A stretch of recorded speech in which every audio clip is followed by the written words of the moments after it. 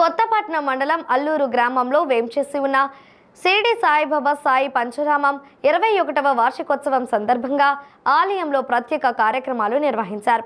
సేవాశ్రమంలోని 108 అడుగుల ఎత్తుగల సాయి కోటి మహాస్తూపం నుండి 5 కోట్ల సాయి నామముల గల సాయి కోటి పుస్తకాలతో గ్రామంలో ఊరేగింపు నిర్వహించారు. ప్రసన్న సాయి 108 అడుగుల ఎత్తుగల సాయి కోటి మహాస్తూపం 19వ వార్షికోత్సవం సందర్భంగా బుధవారం తెల్లవారుజాము నుండి 5 కోట్ల సాయి నామాలు గల సాయి కోటి పుస్తకాలను భక్తుల చేతుల మీదుగా ప్రసన్న సాయి మహాస్తూపంలో నిక్షిప్తం చేయించారు. అనంతరం షిరిడి సాయిబాబా వారికి సుప్రభాతంతో పాటు అభిషేకాలు జరిపించారు. సాయి పంచరామంలోని సాయి విగ్రహాలను ప్రత్యేకంగా అలంకరించి భక్తులకు దర్శనం కల్పించారు.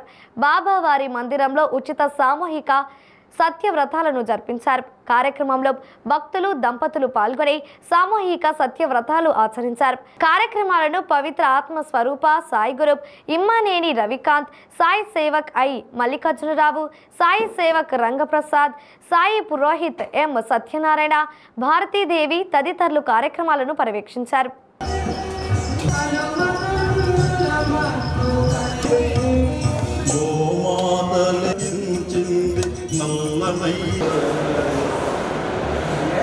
సాయి కోటి మహాసభలో ఎవరైనా మరి ఈరోజు మరి అభిషేకం చేసుకునే భక్తులు కొబ్బరికాయ తీసుకొని ఈ సత్యవ్రతం చేసుకోవచ్చు.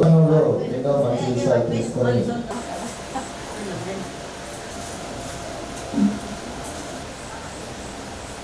పుస్తకంలో నిక్షిప్తం చేసే కార్యక్రమం ఉన్నది. నిక్షిప్తం చేసి వెళ్ళవలసిందిగా కోరుతున్నాం.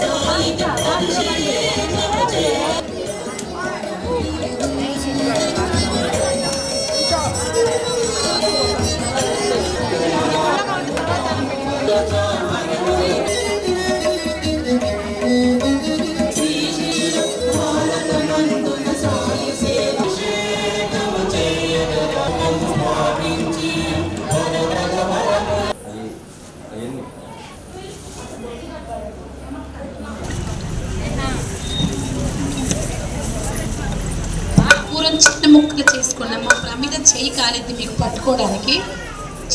సర్వభూతాంతర్యామినే నమః.